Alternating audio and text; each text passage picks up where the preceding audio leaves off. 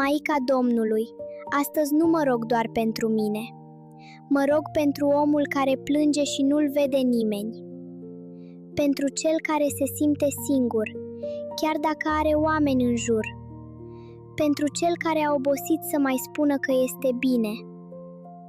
Pentru cel care nu mai știe cum să meargă mai departe. Te rog, Maică Sfântă, mergi tu lângă el. Când îi este frică, ține-l de mână. Când nu mai are putere, dă-i tu puțin din puterea ta. Când nu mai vede nicio cale, aprinde-i o lumină.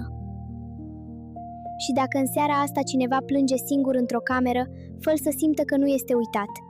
Trimite-i un om bun, un cuvânt bun, o veste bună, sau măcar puterea de a mai trece încă o zi. Iar nouă, Maica Domnului, dă-ne ochi să vedem omul care suferă și inimă să nu trecem nepăsători pe lângă el. Acoperă-i cu mila ta pe toți cei aflați în necaz și pune din nou speranța acolo unde astăzi sunt doar lacrimi. Amin.